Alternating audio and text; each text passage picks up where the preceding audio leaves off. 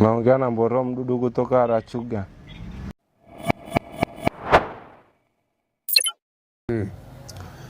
Pastor Goralian kama pastor hapa hivi from Wadudu. Niko na mamen Smoker. Tuko na uongozi hapa. Kama uongozi ni kwamba tuko na meneja. Kama meneja mwenye atajitambulisha kwa majina yake itakuwa ni Ashpanga Ashpera. Mimi naitwa Vitalis Oscar Angelo, ni meneja wa chapa na maudhui Digital Content Creator Wadudu Official. Swala ambalo nimefanya huja hapa ni sababu ya content creators wengi Tanzania kuchukua kazi zetu bila kutupa taarifa na kuzitumia kwenye matangazo. Kwa hiyo tumeliona hili jambo linaendelea sana kwa muda mrefu sana. Kwa hiyo tumeona sasa hivi tuje tuongee mbele za waandishi wa habari, tuwaambie ukweli, sababu tumeona tukiendelea kukaa kimya kuna watu ambao wanatuchukulia kawaida wanaendelea kutumia kazi zetu si kwa maslahi yao. Hili tatizo limeanza muda mrefu sana kwa sababu Simba Sports Club walichukua kazi yetu sisi, wimbo wetu wa Ubaya Ubwela waliuchukua, wakauweka kwenye YouTube channel yao bila hata kutupa taarifa, bila hata kutupa credit, wakautumia, tukaamua kunyamaza. Kuna watu wengine wakawa wanachukua content zetu sisi kama Memkwa, ilikuwa ni content zetu sisi hapa, ilikuwa ni short film yetu tuna shoot na tulikuwa tumeshapost baadhi ya clip. Walipoanza kutumia tukaamua tuache kwa sababu tukaona kama tutakopi. Wamekuja wasanii kutoka jukwaa la Watu Baki, wakakopi, wakachukua majina ya wasanii wetu sisi. Tena sio kukopi, wamechukua kabisa. Liwalo na Liwe ni majina ya wasanii wetu sisi. Wamechukua, tukanyamaza. But this time tumefanya tangazo letu la Halotel. Tumefanya tangazo la Halotel, tunampigia customer care na nini. Tunaona Lux TZ kachukua, kafanya tangazo la kingamuzi cha Azam. Tumenyamaza.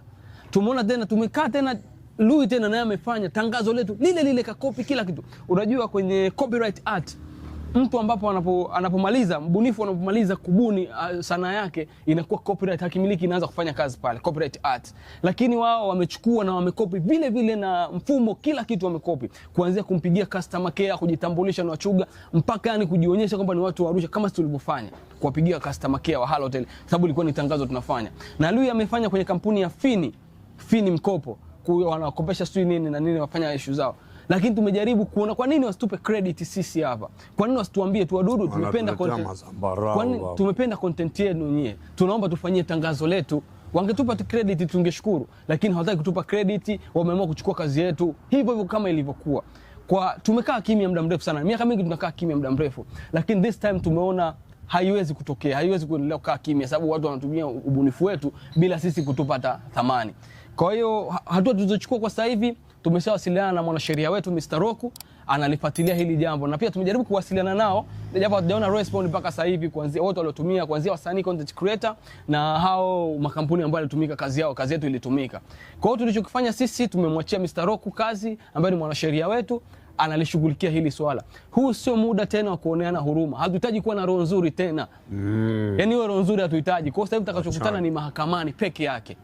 Sababu kama ni KOSOTA tunajua tu sisi ni wanachama wa BASATA na tunalipia ada kila mwaka. Kwa hiyo usitumie ubunifu wetu bila kutupa credit au kutupa pesa kwa manufaa yako peke yako.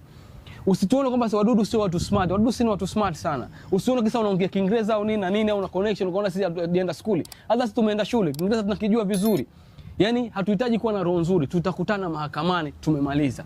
Yaani iko tu hivyo kwamba wao wanaona kwamba sisi tunaumiza ndonga, alafu nini ni style gani, na wanaamua tu kukwara juu kwa juu. Ni kwamba sasa tumeamua tunaanza na hawa.